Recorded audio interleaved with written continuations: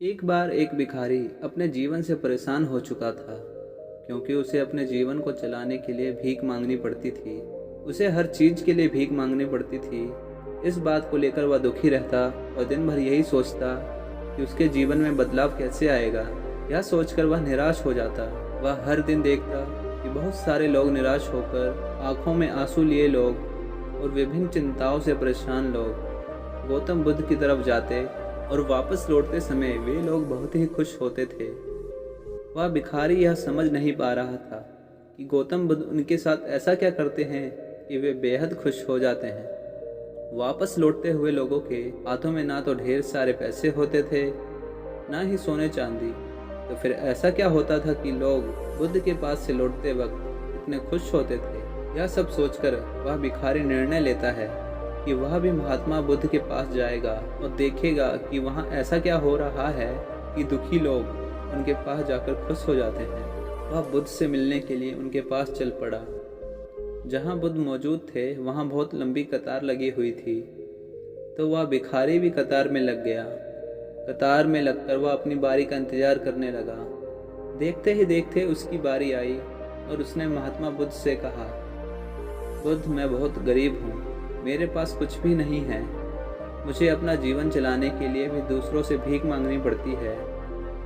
अब आप ही बताइए कि मैं अपना जीवन कैसे बेहतर कर सकता हूँ। यह सब सुनकर बुद्ध ने कहा, तुम गरीब नहीं हो, तुम्हें ऐसा लगता है क्योंकि आज तक कभी तुमने किसी के लिए कुछ भी नहीं किया, ना ही तुमने कभी किसी को दान दिया, ना ही तुमने दूसरों के लिए कुछ किया। यह सब सुनकर भिखारी के मन में एक आशंका जाग उठी। अपनी आशंका को दूर करने के लिए भिखारी ने पूछा, मैं तो एक भिखारी हूँ, मैं लोगों को दान कैसे दे सकता हूँ और कैसे लोगों की सहायता कर सकता हूँ। मुझे तो खुद अपना जीवन चलाने के लिए दूसरों से मांगना पड़ता है। यह सब सुनने के बाद गौतम बुद्ध थोड़ी देर चुप रहे और फिर उसे बोले, तुम्हारे पास हाथ है जिससे तुम लोगों की सेवा में लगा सकते हो और दूसरों का भला कर सकते हो। इसके अलावा तुम्हारे पास मुंह है जिससे तुम लोगों से अच्छी अच्छी बातें कर सकते हो और दूसरों का हौसला बढ़ा सकते हो। यह सब करके भी तुम दूसरों की सहायता कर सकते हो। जरूरी नहीं कि दान सिर्फ पैसों से किया जाए। हम चाहे तो हम शिक्षा का भी दान कर सकते हैं, चाहे तो अन्न का भी दान कर सकते हैं। ऊपर वाले ने अगर किसी को पूर्णतः शरीर दिया है तो वह गरीब नहीं है, वह बस दिमाग से गरीब है। उसे इस विचार को हटाकर दूसरों की सेवा में लगाना चाहिए।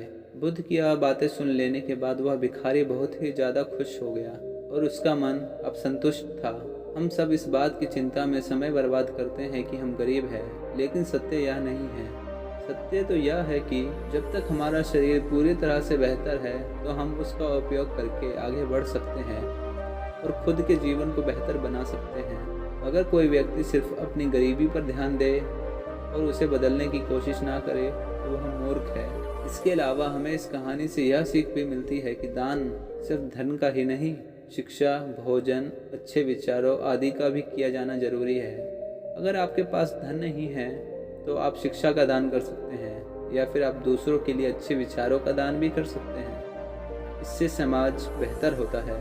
अगर यह वीडियो आपको पसंद आई है तो इस वीडियो को लाइक करें, चैनल को सब्सक्राइब करें और इस वीडियो को ज़्यादा से ज़्यादा लोगों को शेयर करें। धन्यवाद।